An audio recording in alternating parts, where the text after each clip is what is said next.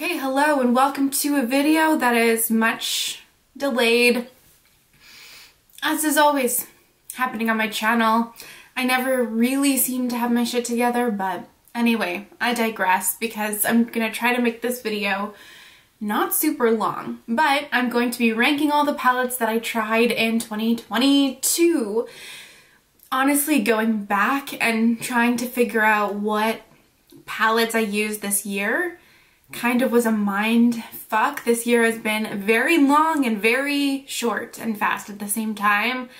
I feel like I've lived 1,000 lives. Anyway, I'm not going to do any swatches of these in this video, but I'm pretty sure I have swatches of all of these palettes somewhere on my channel, so I will try to link all the videos that I have using each of these palettes in the description box. Sorry if I forget or miss some, but anyway, I believe there are about 45 palettes here. I kind of, when I was writing down the rankings of these, some I realized I forgot, and then I didn't want to like go back and change all the numbers. Anyway, I'll put the correct numbers on the screen.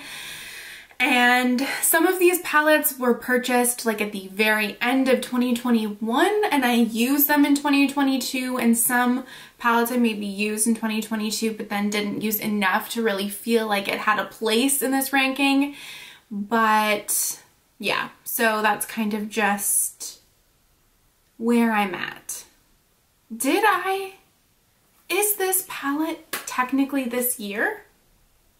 So let's just start off with this one that I don't really think I've talked about on my channel. It was kind of just like a random thing that I decided to buy when I was ordering from ColourPop. This is the Bold and the Aries quad. I do actually quite like this quad a lot. I just don't reach for quads that much. So that's just why it's at the bottom. I wasn't sure whether or not I would include this in this video, but I don't know, I guess a quad is like a palette, so that's that on that.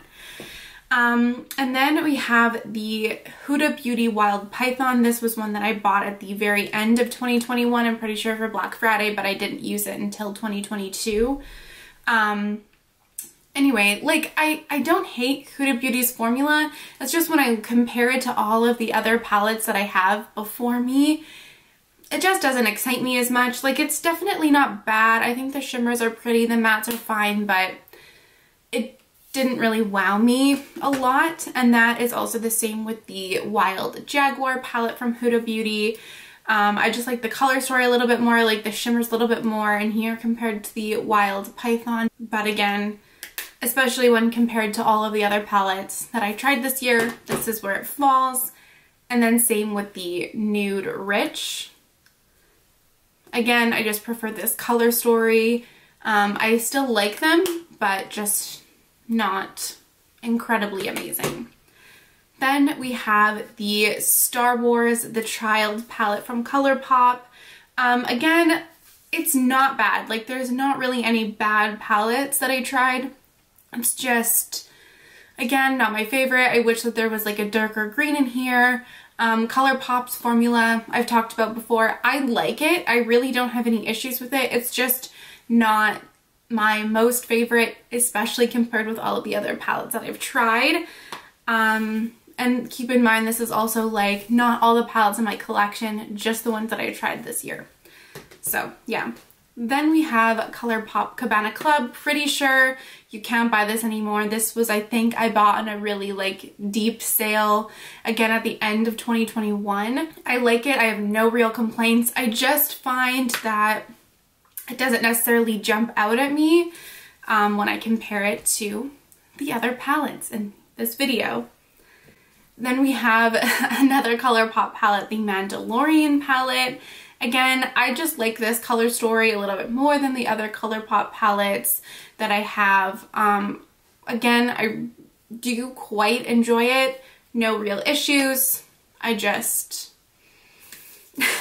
don't prefer ColourPop's formula over the other formulas in this video. How many times am I gonna say that? A lot. Okay. Then we have Colored Rain Botanical. This truly just comes down to the fact that number one, it's a 6-pan, and 6-pans aren't typically my direct preference, and I just like the color stories of other palettes more. If this was like a dark purple or a dark brown, then I would love it, but I really, really do love Colored Rain's formula so much. If you watch me, you know that. And this is just where it stands. And then following that, the Rose Garden palette from Colored Rain. Again, the only reason that this is kind of a little bit lower is because it's a 6-pan. I like that there's a dark brown in here, that's why it's like a little bit higher, but ultimately you're gonna get like very similar looks whenever you use this palette, so I just don't feel like it has the level of variety that other palettes do, but that is not to say that I do not love Colored Rain's formula, because I adore Colored Rain's formula. Next up, we have Melt Millennial Pinks. I also bought this on a deep sale, and I love Melt's formula. I'm like one of the people that loves Melt's formula. This just, I think like this as a standalone palette isn't necessarily like ideal for me. I think when I use this palette, when I use this palette and it's not a specific video or whatever, there are always like a few shades here or there that I will grab to kind of like round it out for me. So for that reason, I have it not super, super high, but I also don't really have any issues with like the shadows themselves. It's kind of just more of like a picky thing when I compare it to a lot of the other palettes this year that are just like stellar. Then again, more based on color story, we have BH Lost in Los Angeles. This is more of a companion palette for me. I have really no complaints with like the actual performance of the shadows or anything like that. I actually think they're really, really great. I do reach for this a lot for like transition shades and things like that. I think it's like a really great companion palette. Just for me, it's not standalone, so I'm not gonna rank it like super high. Next up, we have ColourPop Lush Life. I really do think that this is a beautiful, beautiful palette. I really love the color story. Again, no real complaints other than I just prefer other formulas over ColourPop. And that's not to say that I don't like ColourPop's formula. I really do. I just tried a lot of like really, really great palettes this year. Like, what else can I say? Then we have BH Mimosa. Is that just what this is called? Mimosa? Yeah. The Mimosa palette. I really, really like BH's formula, and I love this color story. If you know me, you know that I love pink so, so much, so I adore this. Similar to the Lost in Los Angeles, it's just, it doesn't go deep enough for my preferences, so I've never used this on its own, and so I'm not going to rank it like over a lot of the other ones, but love the mattes that are in here, love the shimmers. If this had like a deep cranberry in here, this would be ranked like so high, but alas, it does not. Then we have the ColourPop Darth Vader palette. This might be the highest ranked ColourPop palette. Oh no, it's not, but it's one of the highest ranked ColourPop palettes. I love a gray and red color story. I like the depth that this palette gives. I like the shade selections. I really have, again, not a ton of complaints actually. Just prefer their formulas. And I mean, this actually ranked pretty high. Then we have the Odin's Eye and Norns palette. This definitely was catapulted up in the ranking because of this bottom row of shimmers. I agree with everyone who says that these shimmers make this palette, and that is so true. I still have to do a 3 looks 1 palette. I have to do a 3 looks 1 palette with a lot of the palettes that are in this video, but I'm making that my mission for the beginning of 2023, so just please bear with me. But anyway, I like this palette. It's challenging in a fun way. I've said that before. I like the different textures and things that are in here. There's like a lot of variety. It's just not I just don't prefer it over the other ones that I'm going to talk about. But I think it is a really fun palette. Maybe on a sale, I would say pick this up because the bottom row of shimmers are just beyond. They're beyond. Then we have the Beauty Bay and Nikki Tutorials palette. It's so funny. I feel like this palette gets, well, first of all, it's very difficult to hold, but this is just how I'm gonna hold it. This palette has gotten a lot of hate.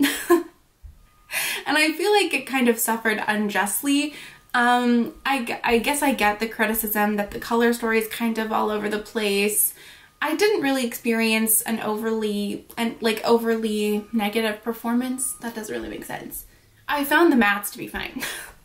The mattes I didn't really have any issues with, and I think the shimmers are so pretty. Like on par with current Beauty Bay releases. They're stunning shimmers. Again, not a palette that I'm gonna use by itself, but one that I had no issues with, especially for how like deep of a sale they are always putting this palette on. I don't even know if it's still available, but I'm sure if it is, it's like, I think I paid like $13 for it, and I know it has been on sale for like cheaper than that. So if you see it, I would honestly recommend you to pick it up because, I don't know, I really think it's like quite a good palette. Anyway, next up we have the ColourPop or Kid You Not palette. And while I do love this, I mean, I love purple eyeshadow, I like this monochromatic color story, but this one dark plum shade, the shade Nuh-Uh, is what has brought this palette up so high in the ranking because I reach for this literally all of the time to use to deepen my looks. It is such a good purple. Like seriously, it's so good. Honestly, worth it. I think the price of this entire palette is worth it just for that one shade. And I can see myself panning that shadow completely, which is not something that I don't think has ever happened to me. So then we have a ColourPop High Tide. I don't know what it is about this palette, but I just truly fell head over heels in love with it. I really had a teal renaissance this year. I completely fell in love with teal eyeshadow, and this palette just brought me so much joy. I love the mattes, I love the shimmers, I love the depth in here. I think it is such a good monochromatic teal palette. I feel like collectively we've all gotten over teal, but I haven't, so there's that on that. Next up we have BH Avocado Toast. I mean, all of the hype over this palette is well deserved. I think it's a really great not monochromatic, half neutral, half green color story. I mean, BH's matte formula is really nice. The shimmers are really nice as well. Not super sparkly, but still really nice metallics. And I honestly have like pretty much no negative things to say about that palette. It's really good. Actually, I do wish there was a deeper brown, but there's a black, so I can't really complain too much. Next up is ColourPop Limoncello. This might be mostly nostalgia to me because of the trip that I went on to Italy this year, but I also think it is a really great neutral palette. I think it gives you options to do fun looks, but also is just able to give you a variety of neutral looks as well. And I love the packaging. It feels like very sturdy in a way that is not necessarily typical of ColourPop, and I adore it. Next up, BH Amore in Amalfi. Again, a similar story. It might be nostalgia, but I also, again, think that this is a really great neutral palette and really gives you so many options for neutral looks. Like, you have pretty much the span of neutral tones in here. You could go pinky, you can go neutral, like true neutral, mustard, warm toned, orangey. Like, it is beautiful. I love the shimmers, I love the mattes, I love this palette a lot. Then BH Blueberry Muffin, again a really nice half neutral, half blue palette. I think the shades in here are beautiful, and I truly don't really have any negative things to say about it. I think it's just a really, really solid palette. I just love other palettes a little bit more. And then we have Odin's Eye Solmon 2. I have kind of like a tumultuous relationship with this palette in that I think it's lovely. I think it is a really great palette, but there is always just something a little bit missing from it for me, and I don't quite know why. So that's why it's kind of ranked in the middle of the pack. I think like I just think that maybe like some of the shimmers could be a little bit like more special, and I think that's pretty much it, and some of the tones seem a little bit generic, but in general, like I think this is a really, really solid palette, but it just feels more middle of the road to me. And then we have one that might be a little bit surprising considering how much hype these palettes got this year, or I guess last year, but the Odin's Eye Christmas Eve palette. Technically I did try this. I think I did a first impressions and stuff like in the very, I don't know, it was like on the cusp of the end of 2022, beginning of 2023, but I'm gonna include it in 2022 because that just makes sense to me. And I don't get me wrong, like I really like this palette a lot. I think it's really fun. I actually did do a duping video of this palette that's on my channel pretty recently if you want to check it out, because obviously these palettes were like super limited edition, but there's just something a little bit missing for me about it, and I can't quite put my finger on what it is. I think some of these shades I just wanted to show up differently on my eyes. Like I wanted them to show up a little bit deeper, and they show up like true to pan, if not a little bit more sheer. And so for that reason, I think I was just like a little bit, in a way, disappointed. But don't get me wrong, I think this palette is lovely, but I just don't love it maybe as much as other people who are putting it in their like number 1, number 2 spots for the year. Then we have Melt Cosmetics Mary Jane. I had lusted after this palette for truly so long. I think I got this as a Christmas gift for Christmas in 2021. And then I used it in 2022, and I reach for this all the time. I love cool toned smoky eyes and neutral smoky eyes, and this palette gives it to me, and I just adore Melt's formula so incredibly much, and I love this palette. I love this palette. I would rank it higher. It just doesn't, obviously you can only do so much with it, you know, like it gives you pretty much one thing with a little bit of variation, but I just love it so much. Then we have Beauty Bay Love Notes. I actually like this palette a lot more than I initially thought that I would. All my initial criticism, I think I still agree with. I think it's too light. I don't think it's like super versatile for a ton of skin tones, but I do think that you can get depth with it, especially if you pair it with a black, and the shimmers are really gorgeous. So that did shift, you know, my mindset a little bit, but I still don't think that it's like the best palette that Beauty Bay has done by any means. I use it and I really enjoy it, but too late for me. And then we have Odin's Eye and Angelica Nyquist Hella, the Odin's Eye and Angelica Nyquist Hella palette. Again, what can I say? Really love this palette. I think it's beautiful, particularly the bottom 2 rows. It would be ranked higher if this dark green was a little bit deeper, and for that reason, that is why it's here. But don't get me wrong, I still really enjoy it. It's just not, you know, the best I feel like it could be, but that very much is like a personal shade preference thing. It has nothing to do with like the way this palette actually performs. It's still really, really great. No regrets in purchasing that at all. Then we have Natasha Denona Gold. What a beauty, truly, she is. I really like this palette.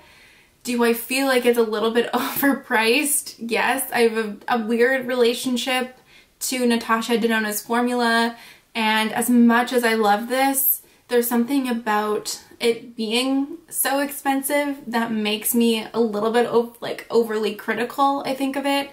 But do not get me wrong, it is a gorgeous neutral palette and I love it to bits.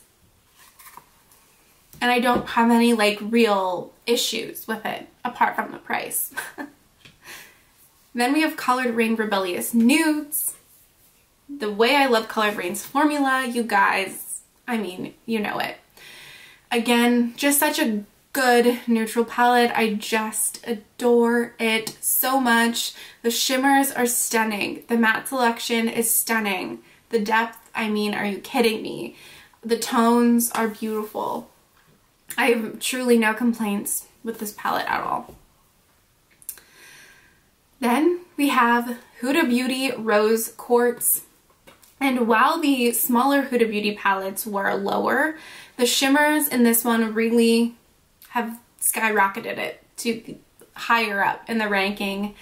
The mattes I don't have any issues with. They're not my favorite, but I think they perform fine. Again, I like that there's a variety of textures. I think there's some absolutely stunning shimmers in here. And I just really, really like this palette. Although you are going to get like mauve-y looks regardless of what you do, I still really enjoy it.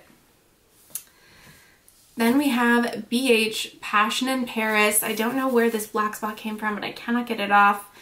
Ugh, my God, this palette is so beautifully stunning. I mean, let's just take a moment to look at it. You cannot, it's difficult to get better than this. Formula immaculate, color story immaculate. There's depth, there's beautiful shimmers, there's color. It works together so well. They just truly knocked it out of the park. I love that palette so incredibly much. Then we have Beauty Bay Earthy. I think this is the lowest of the three palettes that kind of like released at the same time from Beauty Bay, and I think that this is a stellar monochromatic green palette. I think they really knocked it out of the park. I love the variation in tones. I like the depth. I love the shimmers. They're beautiful. Green is just, out of the other color stories and other palettes that I have, it's just my, like, I just don't love it as much. Like a grungy green, I love. And don't get me wrong, I like bright green eyeshadow. I love it for sure. I just prefer blue, purple, pink more, you know? So that is why the Berries 16 pan, I feel like I'm in a weird, I can't really see what I'm doing. If I've been on the side the whole time, I really apologize. That's why the Berries 16 pan ranks higher, because I love red eyeshadow and pink eyeshadow. This is more pink than red, but you get me. I just adore it. Again, I really have no negative things to say. And I think also that this palette deserved more love. Maybe pink eyeshadow was not as popular as green and blue and whatever, but I think it should be. But that being said, the Midnight palette did get ranked above the other two. I just actually uploaded a 3 Looks 1 palette with this palette, 3 Looks 1 palette video with this palette. And I just like this a little bit more because it isn't monochromatic. Obviously you do have blue and purple, and I think that gives more options and more variety to the looks you can do with it. So I just preferred a little bit more for that reason. But yeah, really, really nice. Obviously, you guys know my thoughts on Beauty Bay and their palettes. Then we have the other Ode Inside palette from the Christmas launch that they did, the Merry Christmas palette.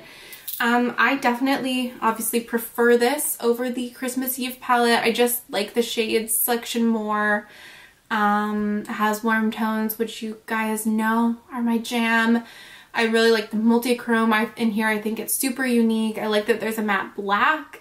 I like the red eyeshadows so much in here, and I don't know, I just prefer the color story of this more. I prefer the shades in here. I don't know if it's just in my mind, but I feel like I like the way that these shadows perform a little bit more, so it's higher. Then we're getting into like the very, very best of the best. Melt Cosmetics Amore Mariposas. Now I want to say that in French. Amore Mariposas, not Mariposas. Okay. Anyway, was this? I believe, yes. This was the end. I got this as a Christmas gift, I'm pretty sure. Or did I buy it myself? I honestly can't remember. I'm pretty sure I got this as a Christmas gift and used it in 2022. I did just go over my videos, so I know that. Okay. I've said it once, I'll say it again. I love Melt's formula, and I just love that they always deliver deep mattes. I really think they also amped up some of their shimmer formulas in this palette. I know it's expensive, but to me, the amount of like warm toned reds, deep grungy shades, I just adore this palette. I really do. Like I'm a Melt stan. I love their formula. I honestly have no issues with it, and I love the color story of that palette so much. Beauty Bay New Mood. I really fell in love with this palette this year in a major way, even though it got a lot of hate, which I think is rude, but I feel like you really have to see this palette in person to truly get like the correct vibes that this palette provides. But I think you can do so much with it. It gives you so many different options. You can go neutral, you can go blue, you can go green, you can go pink, you can mix them all together. Like I love it. I love this palette. And then we have Beauty Bay Fantasy, or Beauty Bay Dark Fantasy. Excuse me. Love it. I mean, it's grungy, colorful. So for me, you can't get much better. And I think if you watch me, you know that. I mean, again, it really just comes down to like color story. All of these palettes I love, or especially all of the palettes that are in the top rankings. Like I love the formula. It's really just like, I just prefer that color story kind of thing. Okay, my camera rudely cut off, but we're back on track. Now we're into the top 5 of the year. And you may be thinking, there's some palettes from a certain brand that I haven't seen you talk about yet. They're mostly my Blend Bunny palettes, because 2022 was the year I discovered Blend Bunny, and I've never looked back. I'm wearing actually this palette on my eyes today, the Dollhouse palette. I mean, the way that Blend Bunny makes their palettes was made specifically, I think, for me. Look at all these dark mattes. And so you can't tell me that I'm not going to put these palettes in my top palettes of the year. I like the shimmers in here. I didn't love them as much from other palettes that I will talk about soon, but I mean, I really, again, have no issues with formula in here. Actually, some of the more like putty, like creamier shades, like this shade here, can be a little bit tricky to work with, but I actually found it's better in this palette compared to the Surge palette, which I will talk about. But I mean, it's just, yeah, I adore Blend Bunny. Then we have the Surge palette. This was the very first palette from Blend Bunny that I've tried. I think this palette is so fun. I just prefer, again, the color story a little bit more. I actually do find these shimmers can be a little bit tricky. I find using them with a wet brush is like the best way to get them to perform, or your fingers. But I mean, look at this palette. Chef's kiss. Then we have the Primal palette. This has ranked very high. I just think that there's something very unique about the tones in here. I love this like indigo row. It really just draws me in. I love this pink row. I think that these shimmers are much improved. I don't particularly care about the black and the white being big, but I just love the tones that were chosen for this palette. So that is why. It was really like a toss-up between the next two palettes that I'm going to talk about, but my number 2 palette is the Pat McGrath Utopian Dreams. I mean, if you're new to my channel, hello, my name is Laura and I am a Pat McGrath stan. I'm not a buy everything that she releases Pat McGrath stan, but I just adore her shadow formula so incredibly much. Can be a little bit controversial, but I just think her special shades are truly unmatched. Even in indie, I don't care if those are fighting words. Like, that's genuinely how I feel, and I adore this palette so much. I can't even really articulate how much I adore the Utopian Dream palette. But because at the end of the day, I do prioritize my love for dark mattes, even over my love of shimmers, my number 1 palette of the year is the Blend Bunny All Done Up palette. Even I wasn't expecting this, but it has everything that I love. It has unique tones, like grungy tones, dark mattes, and the shimmers in this palette are the best shimmers that Blend Bunny has ever done. I love the curation of this color story, and I just think there is nothing about it that I would change. Nope, there's nothing about it I would change, and I love it to bits. And I think that this is, well, obviously my favorite Blend Bunny palette. I have no qualms. There's black stuff everywhere, and I don't know where it's coming from. Anyway, I feel very confident in this being the number 1 palette of the year. I adore it. I had a great year in palettes, if you can't tell. I know that I'm sure that this bit of hair that somehow didn't get straightened is going to be irritating, but it's been here the whole video, so there's not much I can do about it at this point. I have stuff that I actually have to get done today that I've been procrastinating, but instead I really wanted to film this video. So I'm going to go ahead and go, and I'm sure this video has been long and it's just me talking. So but I did try to be as succinct as possible. Hopefully this was entertaining. Let me know if you guessed any of the ones that I was going to talk about, like where they fell in the ranking. I feel like it was pretty obvious that Blend Bunny was gonna like sweep the, I don't know, never. I feel like I generally am pretty predictable in a lot of ways when it comes to eyeshadow and palettes, so, but yeah. Thank you so much for watching, and I'd love to see you in my next video. Bye!